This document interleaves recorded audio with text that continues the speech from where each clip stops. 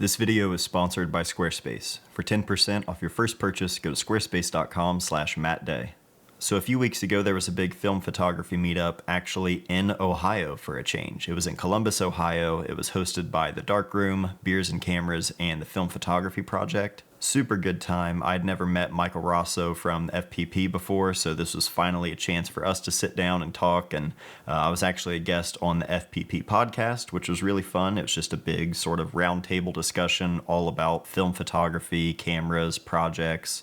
I'll have a link down below if you want to check that out. But the day after that was the big meetup, and there were so many people that came out, not only just from Ohio, but from all over. It was great to meet so many different people, actually connect with other photographers that are based in Ohio. Doing this sort of thing, meeting up with that many photographers, it happens for me like, maybe once a year. But hearing from people actually from my general area here in Ohio, people who have been watching the channel for years, people who told me that they learned how to develop film from my videos, stuff like that is always just so cool. So while I was there, I brought a couple of cameras with me. I brought my M6, of course, with HP5, and I also brought out the Mamiya RZ67. I've been shooting with this a lot lately.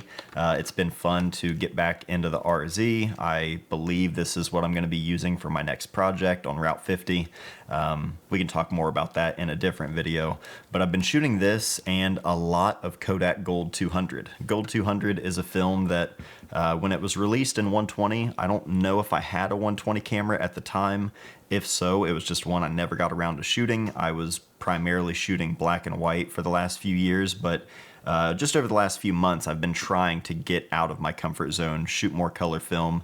I've got a whole video coming on that, just, color and black and white, and trying to make that decision. However, this particular day, it was a beautiful day in Columbus, and as I've been shooting more and more Gold 200, I've yet to see any of the results yet, but I've been stacking away rolls, and I thought this would be a perfect opportunity to shoot some more of it. So I shot not an entire roll. I shot 9 photos on the RZ in Columbus. I finished the roll here at the house the following morning, only to find out that what was in the camera was not Gold 200. It was Ilford Delta 3200. So all day in Columbus, I'm shooting with color in mind. I'm looking for things specifically based on the color that I'm seeing. On top of that, I'm rating everything at 200. That's how I'm metering, and if I'm, kind of in between exposures, I'm definitely leaning towards overexposure for color negative film and exposing for the shadows. So a handful of those photos, I'm sure I was closer to 100 rather than a meter reading of 200. And all of those were, of course, on a 3200 speed black and white film. Jury's kind of out on that. Some people say it's technically a 1000 or even a 1600 speed, but it's, labeled as 3200. It's my favorite black and white 120 film specifically for the grain and the look that it has. It's not the cleanest film. HP5 you can push past 3200 and it's going to be cleaner, but I just love Delta 3200 in a 120, and I typically shoot it at 1600 and just develop as normal. But I've never shot this film at 200, especially in, bright midday sun. So when I pulled the film out of the back the following morning, I was a little gutted because I thought all of the photos I made in Columbus, not only were they not going to be in color like I thought they were, and I was shooting specifically for that, but I'm probably not going to have any usable results overexposing Delta 3200 that much. So I posted about this on my Instagram stories, just saying, I don't know how this is going to turn out, and my friend Matt reached out, and he mentioned a photographer named Jesse Dittmar. He was like, I'm pretty sure this guy has, talked about shooting Delta 3200 at 200 or even 100. So reach out, see what he thinks. So I did. I'd never seen his work before, but he's an incredible portrait photographer. Check him out if you haven't. And I told him what I had done, and I was like, what can I expect here? Is this going to be salvageable at all? I heard that this is how you tend to shoot this film. And he was like, oh yeah, I've shot it at 100. You'll be totally fine. He also mentioned if I have any spent developer that's already been used, I can use that so the highlights will develop slower, which I didn't have. I just mix up my HC110 solution every time I develop, and then it's just a one-shot developer. So I wasn't going to be able to use spent developer, and I didn't want to pull the film that many stops either. That was one of the most common suggestions that I got when I posted about it, understandably so. But I thought I'm just going to develop it as normal. When I shoot the film at 1600, I always develop as normal. And I'm kind of curious just how this works. I want to see how much latitude the film has. If you're just going to be developing as normal, I thought I would just treat this roll as a test and I could just share my results so that if anybody wanted to try overexposing the film that much, or if you made the same mistake that I did, this would, just let you know what to expect. So I developed the film in Kodak HC110 dilution B. That's a 1:31 dilution. For the last 10 or so years, I've been either using Kodak HC110 or Ilfotec HC. Lately, here in the States, the price of Ilfotec HC is way higher than Kodak, so lately I've just been developing with HC110 again. And I really wasn't sure what to expect here, but as soon as I pulled the film out of the tank, I was shocked at just how much detail was still there. Obviously, with that much overexposure, the negatives are super dense, which isn't a bad thing, especially with Delta 3200. I would rather have as much information as I can in the shadows, even if the highlights tend to go, rather than the other way around, because I've found that Delta 3200, when the shadows are gone, it starts to really enhance that grain and just lose a lot of detail. So 400, 800, 1600, 3200, 4 stops overexposed, in some cases probably 5.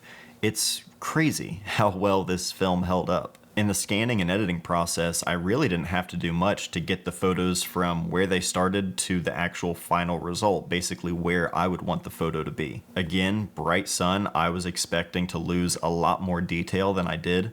Occasionally there were instances like the photo underneath the bridge. I was metering for 200 underneath that bridge, and off in the distance under direct sun and even the reflections in the water there, I knew that was going to be a lot brighter when I was, exposing for 200, expecting the film to actually be 200. And you can see in the water a little bit, some of the highlights were starting to clip, but I'm shocked at how little that area is. Like very small percentage of the frame was actually losing detail, and everything else looked super clean. Clean, I guess, being a relative term. It's 3200 and you're going to get plenty of grain with this film. I like that look, but just the latitude that this film has, I was genuinely shocked. I do wish I had Gold 200 loaded that day because I was shooting with color in mind, and looking at the photos now versus what they would have looked like in color, I don't think the black and white works as well for probably most of the photos, but making the mistake, learning more about Delta 3200, getting a little bit more information on how much latitude it has,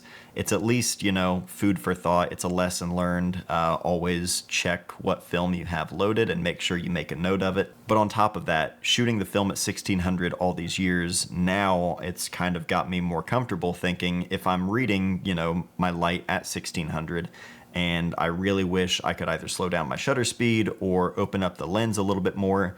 Now knowing I still have some wiggle room there on the side of overexposure, it feels like I'm going to be a lot more comfortable using Delta 3200 in a number of different lighting scenarios. But all that aside, it was just a fun day. It was super cool to get together with everybody in Columbus, got to meet so many rad people, got to shoot a couple portraits of the pup. That's always a good time. Big shout out to Alex for letting me take photos of his pup. And everybody else that I got to talk to and hang out with, people from Columbus, Cincinnati. There was a good crew that I got to spend some time with and meet a lot of new people, so it was a good time. Huge shout out to the Darkroom, Beers and Cameras, FPP, everybody that helped make that whole event happen, and everybody that came out.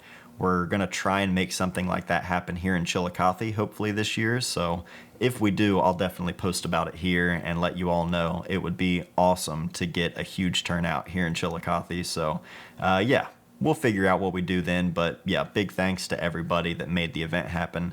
And last but not least, a big thank you to the sponsor of this video, Squarespace. For over 10 years now, my website, mattdayphoto.com, has been made and ran solely through Squarespace because it is the #1 place to build a website. Especially nowadays with different social media and the algorithms and everybody's attention being all over the place, having one dedicated place to call your own to show off your work, it's more important now, I think, than ever. Years ago when I was a wedding and portrait photographer, I was able to show my work on my website and have a place for people to actually reach out and get in touch and book things with me.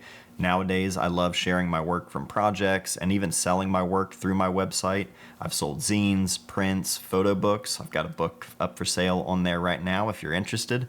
All of that stuff I'm able to do directly through my own site. I don't have to have any kind of third party involved. All of the different flexible templates that are fully customizable. You can make the site look and feel exactly how you want, and you can do it all yourself. You don't have to worry about hiring people or trying to figure out how to do something. It's all incredibly intuitive, and they have 24/7 award-winning customer service. You can try Squarespace out for free at squarespace.com, but when you're ready to launch your website, go to squarespace.com/mattday, and that'll save you 10% off your first purchase of a website or domain. So thank you again to Squarespace for sponsoring this video and supporting this channel. That's going to do it for this video though. As always, I've said it many times, but no matter how many years you've been a photographer or how many rolls of film you've shot and developed, this or that, you're still going to be able to make mistakes. Very amateur, rookie mistakes, but always something to learn from them. So if you guys have any questions or thoughts of your own, let me know in the comments down below.